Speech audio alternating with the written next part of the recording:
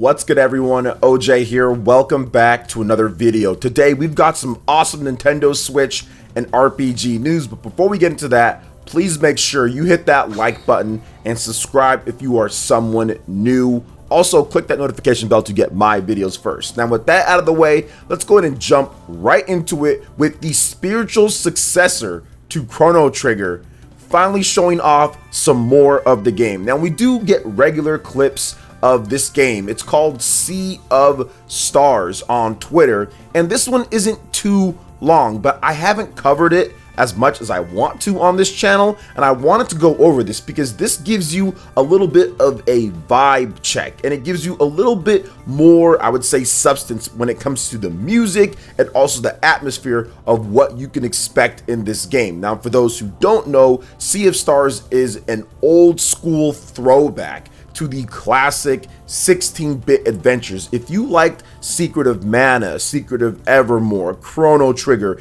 these type of games, Sea of Stars needs to be on your radar. And the game was supposed to come out in 2022, but it got delayed to early 2023. It's coming out for the PlayStation 4, PlayStation 5, Nintendo Switch, and also PC. And I think that this game is going to be an incredible experience because they finally crafted this game to really fit what the retro players want. I almost think of it as, it's not quite obviously like an Octopath Traveler in visual style and everything, but what they're doing with the gameplay is perfectly crafted towards what these type of players want. People that want the old school but modern classic. That's what Octopath Traveler does, and I see that Sea of Stars is checking all of those boxes with the atmosphere, with the graphics, with the music, with the combat. There are so many things that they've done right with this game, so I wanted to give it another shout out and of course cover it some more on the channel going forward. Whenever they release new clips, you can expect me to talk about it after some time.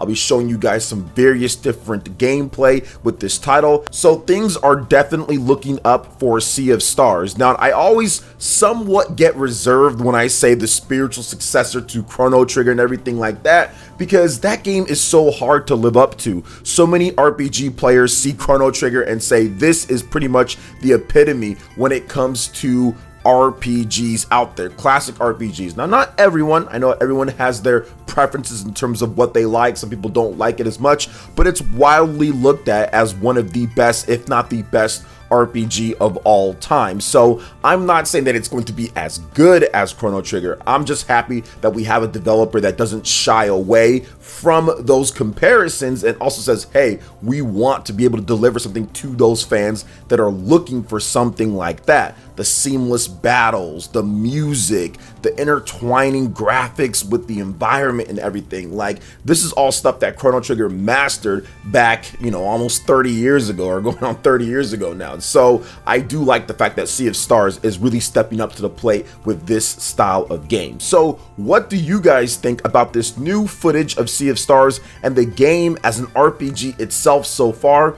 Let me know in the comment section below. All right, and moving into the next topic here, guys, we've got some more information on Fire Emblem Engage and the reception that this game could get sales wise, and it's already looking like it's going to be a bit of a surprise out there for people, because we've got some comparisons when it comes to the best Fire Emblem selling game of all time, Fire Emblem Three Houses, compared to Fire Emblem Engage, which is the newest title coming out on January 20th, 2023 for the Nintendo Switch. So shout outs to my sales extraordinaire man on Twitter, Mr. Pierre485. He actually compared the Japanese COMG pre-order sales. So these are the sales taken in store. They don't count everywhere, but they give us a little bit of an idea how this game's popularity is compared to a previous one, or if you just want to talk about the game. So here's what Mr. Pierre had to say.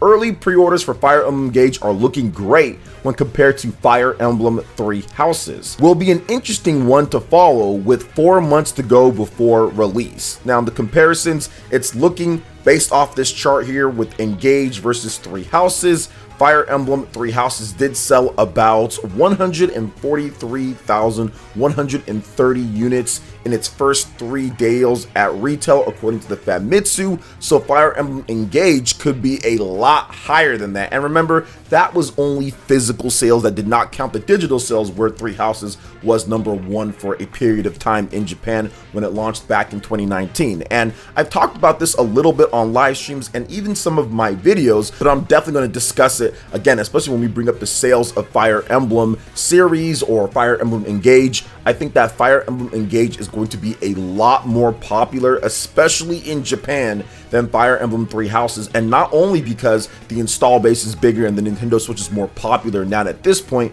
than it was back in 2019, but I think that the art style and the premise of the game is a bit more appealing to the Japanese players over Fire Emblem Three Houses, because it gives us those Fire Emblem heroes vibes. And what I mean by that is that the art style is a bit more colorful, and that the backgrounds and everything kind of blends in more well with the character art and with the characters themselves, in addition to being able to have all these different past heroes from those games and use them, but use them in a really cool way as a Persona style of game, where they actually get you added benefits and they get you new items and they get you different attacks that you can do and upgrades your stats. These are all things that Persona does very well, and people love that game in Japan more than Fire Emblem. So I can see why Fire Emblem Engage pre-orders are going a lot higher based on this chart here over what Fire Emblem Three Houses did. So this is definitely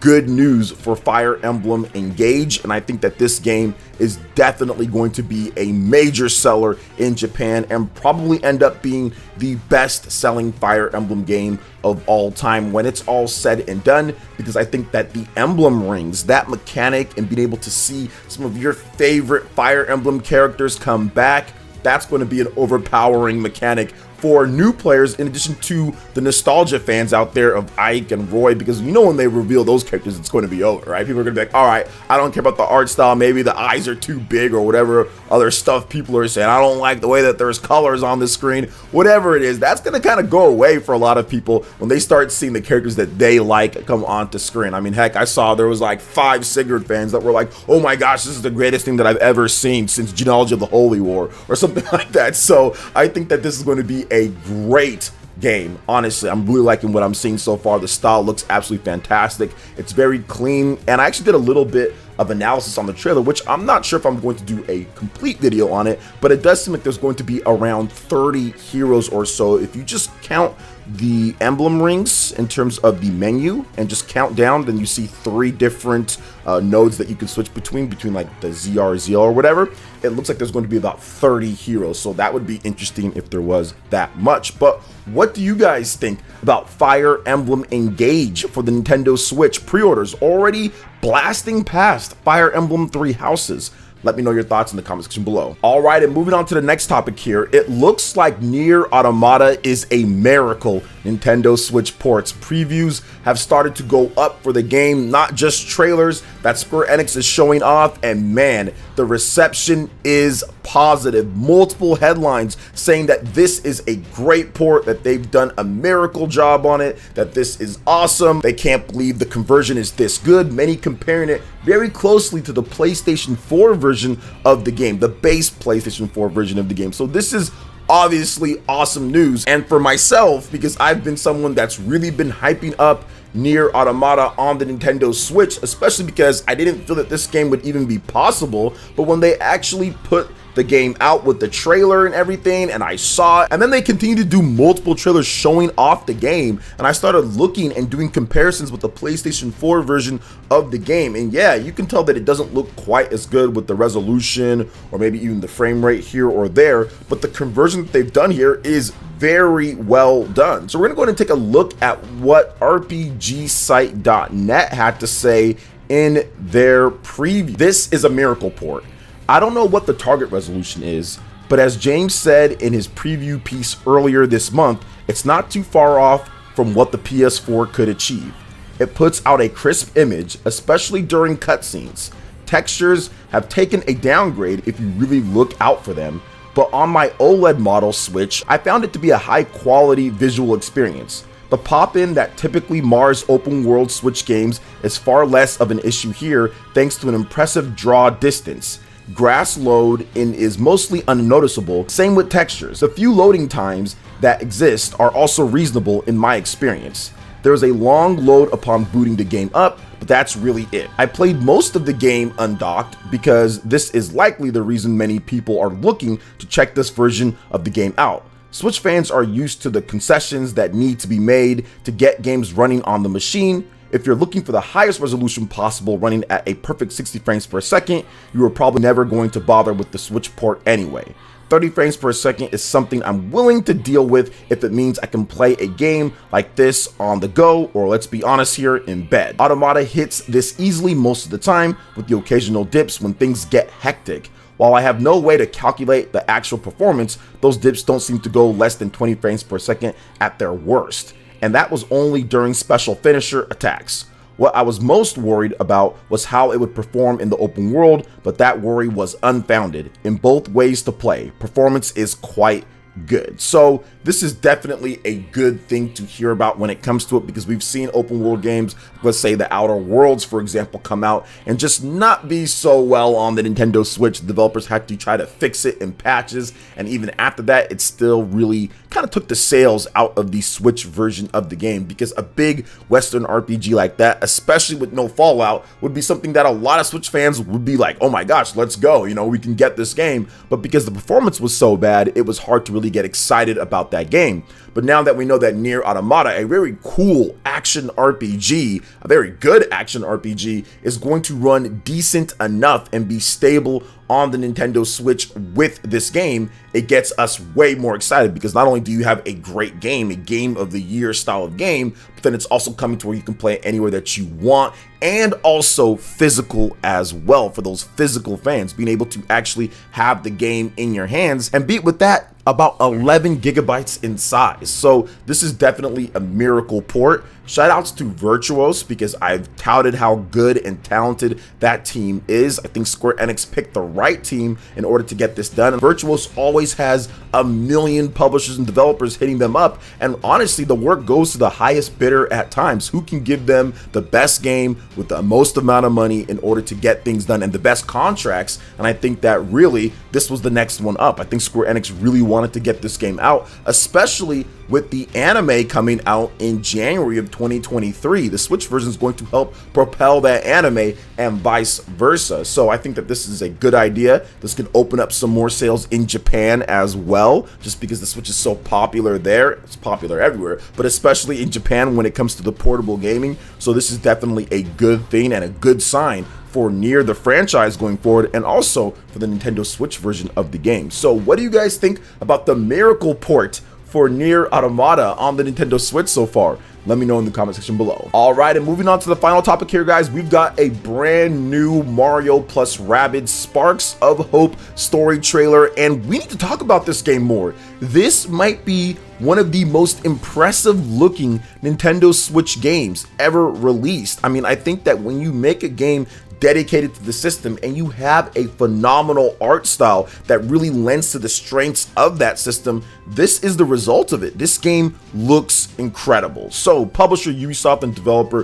Ubisoft Milan have released the official story trailer for Mario plus Rabbids Sparks of Hope. So Cursa, a mysterious and evil entity, seeks out energy to further its nefarious plans, plugging the galaxy into chaos. Twisting the planets with its evil influence, it's determined to consume all the energy of the sparks, uncanny creatures formed by the fusion of Lumas and Rabbids, and destroy all who stand in its way. To bring order back to the galaxy and save the sparks, Mario and friends team up with Rabbids heroes in a journey through mysterious and ever-surprising planets. Now, here are the key features in this game, and a lot of this stuff gets me really excited to check it out when it drops this late October. So an extravagant team galore. Meet Mario and the Rabbids heroes and build your dream team with 3 heroes among an electric roster of 9, including all-time favorites Rabbid Peach, Luigi, Rabbid Mario, Princess Peach, and some unexpected newcomers. Take advantage of heroes' special abilities